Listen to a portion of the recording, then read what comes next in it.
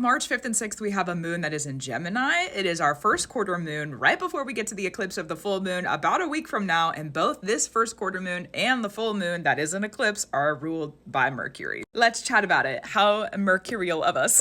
So Mercury rules our communication, yes? Messages that we're receiving. We are also in the shadow period of the retrograde right now. And because of that, we're starting to see themes of what could be coming up within the retrograde. And because both the first quarter moon and the full moon are both ruled by Mercury, we're going to be receiving a lot of different messages when it comes to our directions, our priorities, and probably some prophecy stuff that's coming up for the March 29th eclipse at the end of the month. Spooky. Spooktacular? It's not Halloween time, but it's kind of spooky. The first quarter moon, this is going to be for the March 5th and 6th Gemini placement moon of the first quarter, right? The first quarter moon is going to be more directional. The way that I personally work with first quarter moons is that there's enough light in the sky for me to say, I know where I'm going. I can see the direction. I understand the cycle that I'm in now. I understand what's coming to fruition because of the work that I was doing on the new moon and like up until the first quarter moon. I understand really what's been going on. I may not understand fully yet where it's leading me to, but I have a good handle on where I'm at. And because of that, I can make decisions if necessary on where I want to go. The cycle's not done yet. I can still make decisions on where I need to be and then walk there or talk there or get there however I get there. So probably communication, yapping, emails, reading, whatever it is that's in your world that's communication Mercury based, March 5th and 6th. I have a feeling Spirit is going to just put some messages straight into our face that are going to become relevant on the eclipse that's coming up on the 29th. Probably also will be relevant for the eclipse that's ruled by Virgo. They're both true. And that is because Mercury is going to go retrograde right after the eclipse that's in Virgo. And then the March 29th eclipse that's in Aries, Mercury is going to be retrograding in Aries. Okay, so protect your direction that you want to go through in the eclipse season. If you realize you're receiving information from somebody and you don't need to talk to them anymore on this March 5th and 6th time, stop the conversation. Turn it around. Find something else to do so that your direction that is true can ground. This is a season that I will be spending in the house, okay?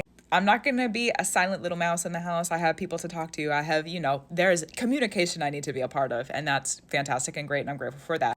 Also, I will be doing as little extra communication as necessarily possible. Not about it. Right now, yeah. So, important messages coming through on the first quarter moon. Obviously, the eclipse is going to hold important information as well. This first quarter moon, though, is going to hold information about the direction that your eclipse season could be going in. Valuable gold to hold, okay? So however that information comes through, make sure that you're interactive with it. This is because it's a Mercury retrograde that's coming up. And we have Jupiter in Gemini too. This is not a moon to not do anything with the communication that you're receiving. If you're receiving communication, you're like, oh wow, I should probably go do that thing that I wanted to start for a while. Do it. Go do it. Or maybe there's communication that's coming through and you're like, maybe actually I should change this direction. I feel like this feels pretty good to go and change it. Do it then. Go change. Go shift. Any communication that comes through on this first quarter moon is going to be a gift, okay? It's here to help you lift so that your eclipse season can be a little bit easier. You can get the directionality that you would need in the space that you're going in. For me, I work with direction as protection. It's a lot of different things, but also protection. And probably, I don't know for sure, for certain, okay, but probably this moon's gonna bring through some secrets. Maybe just a couple of them, maybe just one or two here or there, okay? And there's probably gonna be some secrets that are shared with you on this moon about what you're doing with your life. There's going to be a lot of secrets this eclipse season that are shared with us on a spiritual, nurturing sort of level. Thank the gods for that. And just come prepared. Receive it as needed. Okay. Gratitude, rivers of love to you. That's true. Keep up your brew. I will too. Thank you for the brew that you do because brewing is a lot of work to do. That's true.